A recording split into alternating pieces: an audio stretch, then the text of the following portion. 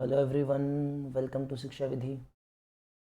आज के सेशन में आप सबका स्वागत है। Short session part 2। ये हम सीजीएल तक कंटिन्यू करने वाले हैं। आपको पता है टेलीग्राम पे ऑलरेडी क्वेश्चंस शेयर कर दिए गए हैं। होपफुली आपने ट्राई भी किए होंगे अपने एंड पर जिस जैसा भी आपसे बना। Let's work on the solutions.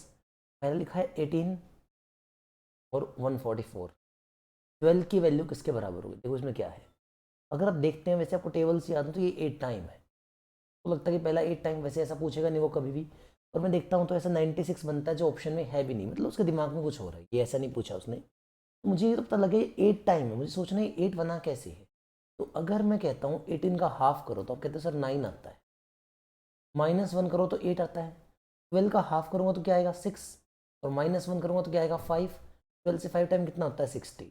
Pattern क्या था, यहाँ n लिखा है तो यहाँ n/2 -1, ये जो वैल्यू आएगी ये n से मल्टीप्लाई होगी। n के 50% से एक माइनस करके मल्टीप्लाई करना है। तो ये पैटर्न है और मैं इस पैटर्न को भाई पूरे फुल मार्क्स देता हूँ। ये सीजीएल में रिपीट होकर आएगा, आना भी चाहिए, बनता है इसका। ये ऐसा है नहीं कि बहुत ईजी देखने में लगे, नहीं ठीक है, ये आना चाहिए पेपर के। चलिए इसको देखते हैं। 25 18 225, फिर ये एक कोड बनाया गया है, सर्टेन कोड। और हम देखते हैं कि ये कौन सा कोड मैटर करेगा इसमें। तो देखो ये थोड़ा सा मुझे आसान लग रहा है क्योंकि ये नंबर मुझे पता है 9 का मल्टीपल है पूरा। 9 से काटूंगा तो कितने पर कट रहा है 25। यानी कहीं इसका हाफ करके मल्टीप्लाई किया है। इसका हाफ करता हूँ तो कितना बनता है 8, तो नहीं बनेगा। इनका तो हाफ पॉइंटों में जाएगा तो वैसे चांस नहीं है। इसका हाफ करता हूँ तो कितना बनता है 11। 11 से 220 और 44, तो ये ठीक है। हाफ करके मल्टीप्लाई, मिडिल नंबर को हाफ करके मल्टीप्लाई कर रखा है, ये पैटर्न यूज़ किया है। टाइम पास सही है। चलिए अगर रुचि का वैल्यू ये है, ऋतु का वैल्यू ये है, तो रिंकी का वैल्यू क्या होगा बताओ चलो। इसलिए आपने ट्राई तो किया है already, let's work on this. इसमें क्या कर रखा है, जब ये नंबर काफ़ी सारे हैं, नंबर काफ़ी सारे हैं और ये सिंगल डबल ट्रिपल डिजिट ऐसा कुछ कर रखा है, तो ये कुछ कंपाइलेशन है। सबकी प्लेस वैल्यू पर काम करते हैं। आर की प्लेस वैल्यू 18 है, यू की प्लेस वैल्यू 21 है। अब सी होता है 3 8 और आई से बनता है 9 और 17 3 20, ये पीछे वाला बन गया 20। 20 20 40 10 50, ये बनेगा 59। और लिख कितना रखा है, सबका सम करने पर 59 आ रहा है प्लेस वैल्यू का। और ये 64 बन रहा है, तो उसने 5 से एक्सीड किया है।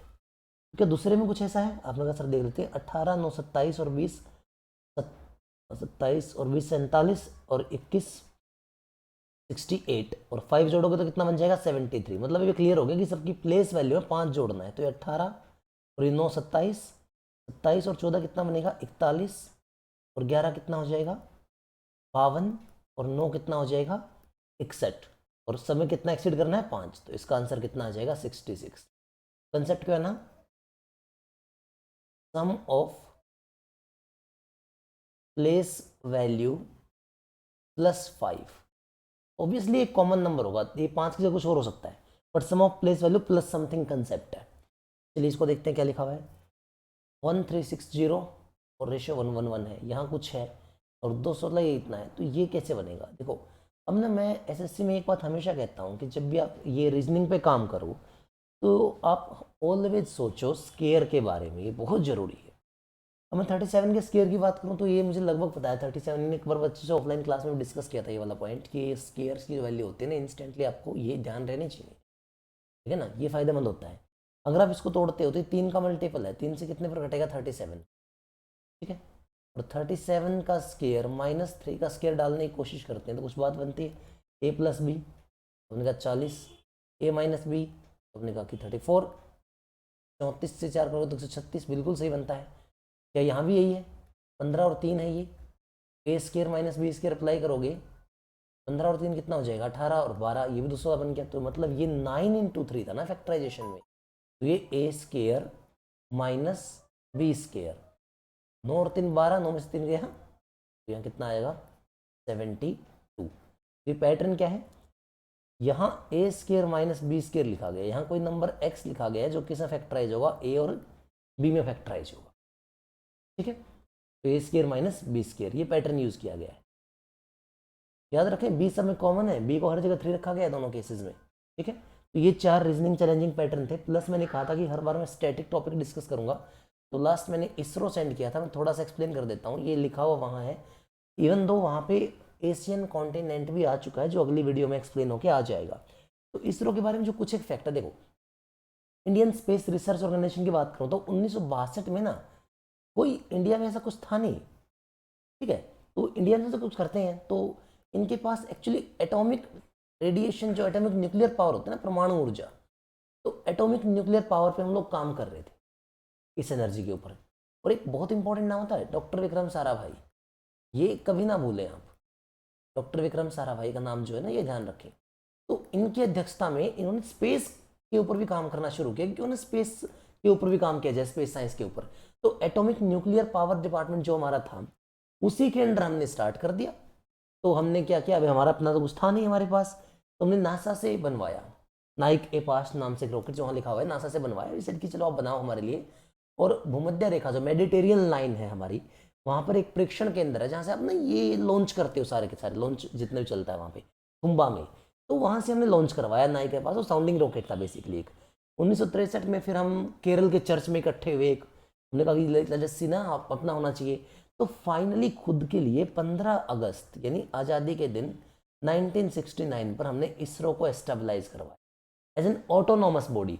ये मुझे nuclear radiation, nuclear energy department के अंडर काम नहीं करेगी, अब ये इंडिपेंडेंट बॉडी, ऑटोनॉमस बॉडी काम करेगी 15 अगस्त 1969। हालांकि 1969 में एक और चेंजेस आया था जब 14 नेशनलाइज बैंक एकदम बनाए गए थे, वो भी ध्यान रखना इकोनॉमिक्स से, फिर कभी डिस्कस करेंगे उसको। तो 15 अगस्त 1969 को इसरो एस्टेबलाइज हुआ, और फिर 2 डिपार्टमेंट क्रिएट किए गए 1972 में। क्योंकि अब देखो ये है तो किसी न किसी के अंडर इसको रखना पड़ेगा।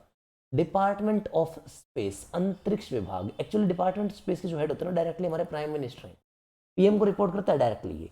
और इसके अंडर इसरो को रखा गया। अभी इसरो वालों आप जो भी करोगे, आप डिपार्टमेंट ऑफ स्पेस से पूछ के करोगे, ये मिनिस्ट्रियल डिपार्टमेंट होगा जो पीएम के अंडर रहेगा, और वो डायरेक्टली पीएम को रिपोर्ट करेगा। तो इस तरीके से इसरो अपना एग्जिस्टेंस में आया, ठीक है। अब इसरो के जो चेयरमैन हैं, देखो ये मैंने कुछ वहाँ पे डाल दिया है कि करंट में कौन है, थोड़ा सा ये आपको देख भी लेना चाहिए। जिसमें करंट में डाला है, किसी लेडी का जिक्र किया है।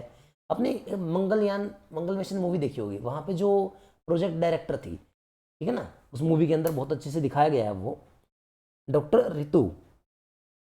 डॉक्टर रितु जो थी वो रॉकेट वीमन के नाम से भी जानी जाती है। बहुत सारे उन्होंने प्रोग्राम में इंडिया के लिए पार्टिसिपेट किया है। तो ये थोड़ा सा आप देख लेना एक बार, ये करंट में हेड कौन है। हालांकि पीडीएफ में डाल दिया था ऑलरेडी।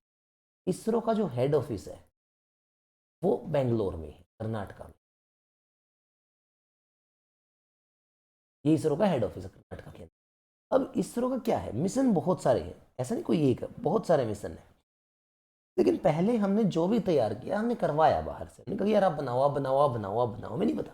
तो फाइनली 1975 में हमने आर्यभट्ट के नाम से हमारा प्रथम उपग्रह बनाया, प्रथम सैटेलाइट बनाया। उपग्रह नहीं पता, उपग्रह सैटेलाइट होता है बेसिकली। तो पहला सैटेलाइट हमने बनाया, लेकिन लॉन्च करने के लिए हमारे पास था नहीं। तो फिर रसिया की हेल्प मांगी, यार आप आओ।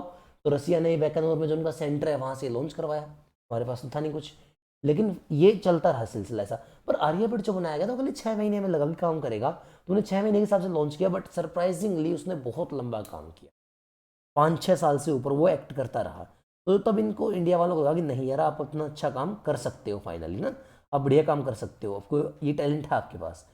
तो भारतीय भूमि से ही फाइनली इंडियन लैंड से हमने रोहिणी सीरीज से स्टार्ट किया, लॉन्च व्हीकल क्रिएट किया। पहले हमने सैटेलाइट लॉन्च व्हीकल एसएलवी आया, फिर polar satellite launch vehicle PSLV आया, फिर जीएसएलवी आया। ये आगे चल के हम डिस्कस करेंगे। तो SLV basically satellite launch vehicle होता है, पीएसएलवी पोलर है, जीएसएलवी जियो सिंक्रोनाइज है। तो वो अलग अलग है, उनके बारे में आगे चल के बात करेंगे। तो फाइनल जो रोहिणी श्रृंखला है हमारी, वो ऐसा है जो बनाया भी हमने और लॉन्च भी फाइनली वो इंडिया से ही हुआ। ये फर्स्ट ऐसा। उसके बाद थोड़ा सा स्टैटिक था, लाइक जैसे एप्पल है, तो एप्पल हमारा पहला कम्युनिकेशन सैटेलाइट बना, संचार उपग्रह। मैटसेट अपना प्रथम मौसम यानी क्लाइमेट का बना, ठीक है, और वो बहुत हैवी था। अब कुछ एक है, जैसे चांद पर सबसे पहले कौन गया था, तो आप कहेंगे एडविन एल्ड्रिन का नाम हम कभी नहीं सुनते। इसके अंदर जो नाम हमें सुनाई देता है वो सुनाई देता है हमेशा नील आर्मस्ट्रॉन्ग का। तो अपोलो 11 से लोग गए थे। एक कहानी है, जब चांद पर ये लोग पहुंचे थे नील आर्मस्ट्रॉन्ग, तो एडविन एल्ड्रिन के साथ थे। अब मिशन हेड जो होते हैं भाई, सीधी बात है, नाम तो उनका रखा जाता है। तो इनमें झगड़ा हो गया कि ऐसा क्या यार, कोई तो मतलब जो पता चांद पर पहले कदम रखेगा भाई, ये मेरा चांद थोड़ा अजीब सा बन रहा है, इसको लेके ज़्यादा खुद मत देखना, मतलब ऐसा कुछ होता है चांद। तो नील आर्मस्ट्रॉन्ग ने कहा नहीं मैं जाऊँगा, और एडविन एल्ड्रिन नहीं आप रुको मैं जाऊँगा। तो इन्होंने कहा कि ऐसा करते हैं यार, कोइन करते हैं। कोइन उछाला, तो वहाँ क्या था, स्पेस में ग्रेविटी थी नहीं चांद के ऊपर, तो कोइन ऊपर रखे बेचारा, वो नीचे कब आए। तो फाइनली डिसाइड हुआ कि चलो एक साथ कदम रखते हैं। तो एडविन एल्ड्रिन जो थे ना, बज एल्ड्रिन, एडविन एल्ड्रिन, इन्होंने अपना लेफ्ट पैर रखा था, जबकि नील आर्मस्ट्रॉन्ग ने राइट पैर रखा था। और हमारे इंडिया में तो या वर्ल्ड में कभी से मान्यता है कि लेफ्ट हैंड से काम करने वाले को वैसे उल्टे दिमाग का कहते हैं, तो इनका स्टेप रखा गया, तो ये सेकंड माने गए, सेकंड पर्सन। और फर्स्ट माने गए नील आर्मस्ट्रॉन्ग, दोनों एक ही साथ थे, बज एल्ड्रिन और नील आर्मस्ट्रॉन्ग दोनों एक ही साथ थे। तो आपके दोनों नाम ध्यान रखने हैं इसके, ठीक है। यूरी गागरिन पहले थे रसिया से जो पूरे ये अपने ब्रह्मांड में, ये अपने स्पेस में घूम के आए थे, और पहली महिला भी थी ऐसी, वेलेंटाइना, तो ये सब उसके अंदर है। और पहला सैटेलाइट जो भेजा गया था वो वीनस को भेजा गया। तो ये कुछ एक कॉमन चीज़ें वहाँ पर आ चुकी हैं। इसरो के मिशन और लॉन्च व्हीकल को लेके एक और वीडियो आएगी। Till then all the best to all of you, thanks for watching.